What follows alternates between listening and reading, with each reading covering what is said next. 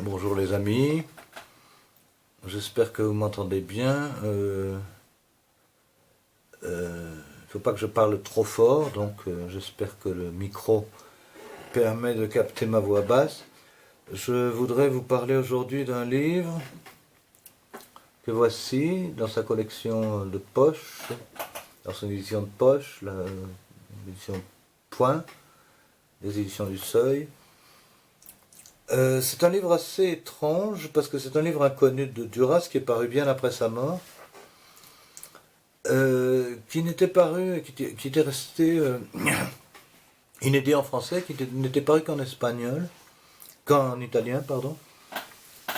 Donc le titre original c'est La Passione Sospesa, le titre original La Tartaruga, 1989. Traduit en 2013 aux éditions du Seuil. Donc plus de 20 ans après. C'est toujours assez miraculeux de découvrir un texte inconnu d'un écrivain connu. C'est comme quand on découvre une partition de Bach ou de Beethoven ou un inédit de Rimbaud. C'est toujours un événement.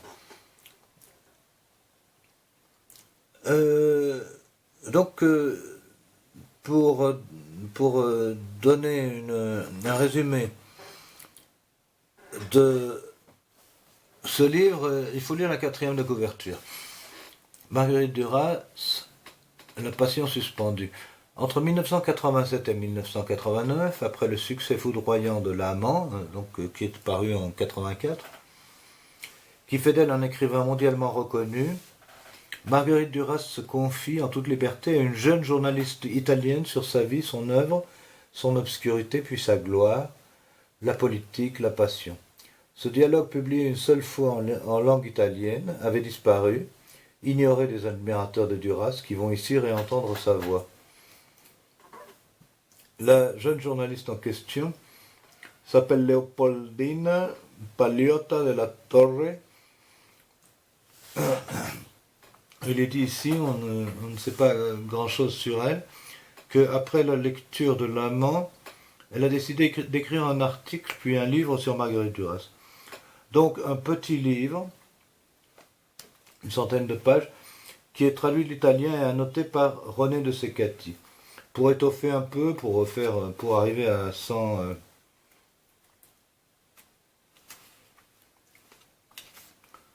157 pages, il y a évidemment des introductions, des notes, des préfaces, mais le texte lui-même fait 100 pages. Et il faudrait donc que j'arrive à parler de ce texte, c'est-à-dire à me souvenir de la dernière fois que je l'ai lu. Le souvenir que j'en ai, parce que ma lecture n'est pas toute récente, c'était un texte assez grand public qui au début ne m'intéressait pas énormément. Beaucoup de lieux communs, de sujets bateaux. Et puis peu à peu, je me suis quand même intéressé. Le titre, La Passion suspendue, est trompeur. C'est pas un livre sur la passion. C'est un livre sur l'écriture, sur sa vie, c'est une espèce d'autobiographie dialoguée. Enfin, ça devient de plus en plus intéressant. Les notes de René de Secati, qui est un grand traducteur de l'italien, comme on le sait sans doute, en outre critique, romancier, et traducteur du japonais aussi, qui a traduit Pasolini, entre autres, et enfin beaucoup d'autres. Donc l'introduction, les notes, etc. rendent le texte plus intéressant. Tout ce paratexte et ses explications, ses gloses.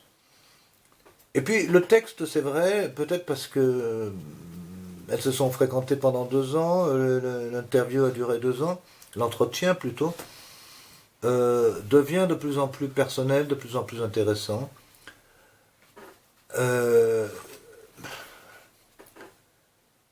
C'est un livre qui se lit facilement, qui coûte 6,50 €, qui est paru donc dans la collection Point, et qui est une bonne introduction, sans doute, peut-être pas la meilleure, à l'œuvre de Duras, et pour les aficionados de Duras, bon, une découverte, quelque chose qui ressurgit de la tombe. C'est assez miraculeux, c'est vrai. J'ai fait une interview d'elle aussi, mais en espagnol, bon, qui était moins longue, qui faisait une vingtaine de pages dans une revue du genre Elle, imprimée assez fin, donc ça ferait 50 à 60 pages, un petit volume, bon, ou un texte dans un volume collectif. Et je l'ai fait aussi directement en espagnol parce que, bon, une grande partie de l'interview s'est faite par téléphone. Et je prenais mes notes, pas en sténo, mais en espagnol. Elle me parlait en français, évidemment. Je lui posais des questions en français et je notais questions et réponses en espagnol, puisque je devais le rédiger, ce texte en espagnol. Et le rendre, on connaît les délais dans le journalisme, le rendre très vite après, une semaine. Voilà, donc pour aller plus vite, je n'ai pas pris la précaution d'enregistrer ce qu'elle me disait en français, ça aurait été beaucoup mieux évidemment, de l'enregistrer en français puis de le traduire. Ça aurait permis de garder une version française, donc il faudra aussi qu'il soit traduit en français un jour. Donc en principe que je le traduise moi-même, mais j'ai horreur de me traduire, de m'auto-traduire, je ne l'ai fait qu'une seule fois pour mon premier livre. Enfin, je ne détestais pas la traduction, j'ai traduit pas mal de choses. De français en espagnol, et non pas l'inverse. Enfin, j'ai traduit quelques textes d'espagnol en français, d'anglais en français, de français en anglais, d'anglais en espagnol, pour rendre service à des gens, mais bon. J'ai surtout traduit du français en espagnol. Rimbaud, Butor, Reverdy, Ponge, Michaud, etc. Je faisais ça pour mettre du beurre dans les épinards, et puis parce que ça m'intéressait, parce que j'étais un petit prof toute ma vie, pendant 38 ans, de littérature française, puis comparée. Et bon, il y avait une famille, il fallait bien gagner sa vie, et la gagner le mieux possible, le plus honorablement possible, donc ça me semblait pas déshonorant de traduire des livres. Mais je ne suis pas un fan de la traduction, enfin. J'aurais pas pu y consacrer ma vie. Voilà, j'espère avoir donné envie de lire ce livre, qui n'est pas indispensable dans la bibliographie de Duras, mais qui est quand même très intéressant, et qui ne figure pas, si je ne me trompe, dans les œuvres complètes éditées en 4 volumes Pléiade, parce que c'est pas vraiment, on le sait bien, tous les gens qui se sont frottés à la traduction, c'est pas vraiment un texte de Duras, c'est un texte de Duras et Secati. Puisque le traducteur réécrit un texte, hein. C'est toujours comme ça.